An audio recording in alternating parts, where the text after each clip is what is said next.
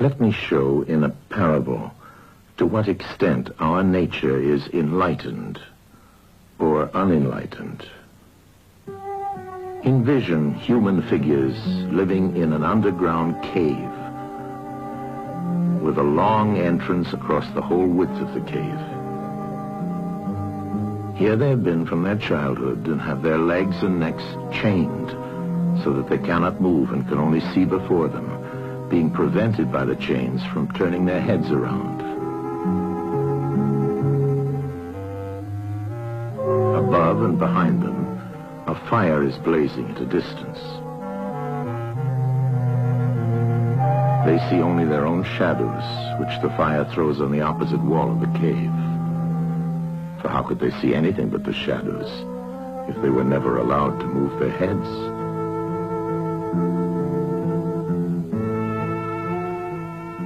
Between the fire and the prisoners, there is a raised way and a low wall built along the way like the screen which puppet players have in front of them, over which they show the puppets. Do you see men passing along the wall, carrying all sorts of articles which they hold projected above the wall? Statues of men and animals made of wood and stone and various materials? Of the objects which are being carried in like manner, they would only see the shadows.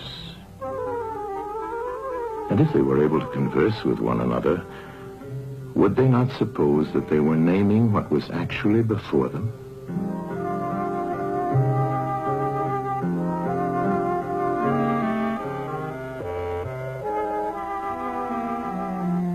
And suppose further that there was an echo which came from the wall.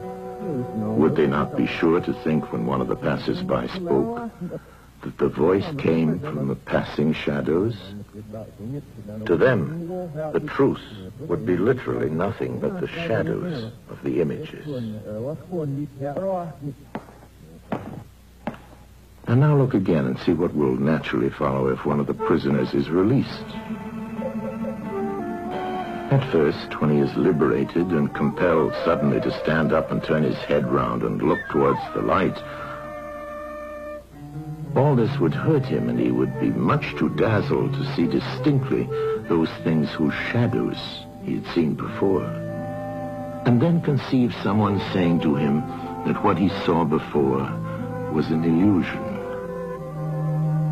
But that now, when he's approaching nearer to reality and his eyes turn toward more real existence, he has a clearer vision. What will be his reply? And you may further imagine that his instructor is pointing to the objects as they pass and requiring him to name them. Will he not be perplexed? Will he not think that the shadows which he formerly saw are truer than the objects which are now shown to him? And suppose once more that he is reluctantly dragged up a steep and rugged ascent and held fast until he is forced into the presence of the sun himself. When he approaches the light, his eyes will be dazzled, and he will not be able to see anything at all of what are now called realities. He will require to grow accustomed to the sight of the upper world.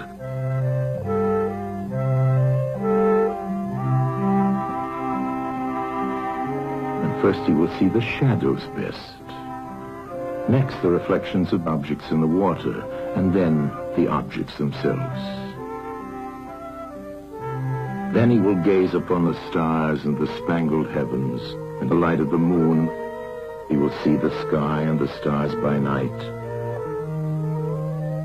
Last of all, he will be able to see the sun, and not mere reflections of it in the water, but he will see the sun in its own proper place, and not in another.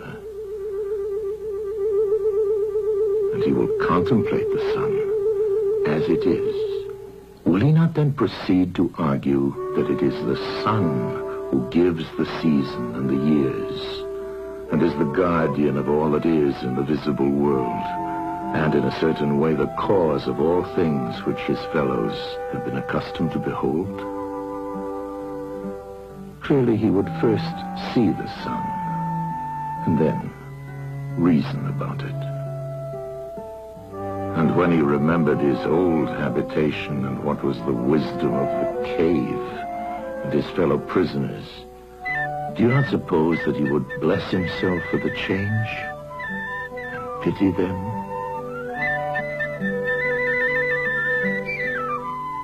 And if they were in the habit of conferring honors among themselves on those who were the quickest to observe the passing shadows, and to remark which of them went before and which followed after, and which were together, and who were therefore best able to draw conclusions as to the future,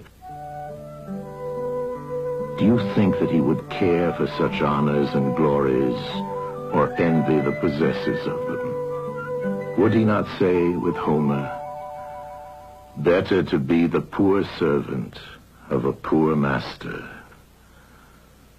and to endure anything rather than think as they do and live after their manner"? Imagine once more such a one coming suddenly out of the sun to be replaced in his old situation. Would he not be certain to have his eyes full of darkness? And if there were a contest of measuring the shadows, and he had to compete with the prisoners who had never moved out of the den, while his sight was still weak, and before his eyes had become steady, wouldn't they all laugh at him and say he had spoiled his eyesight by going up there, and that it was better not to even think of ascending?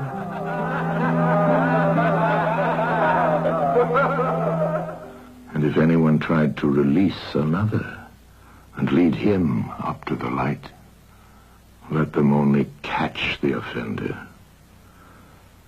and they would put him to death.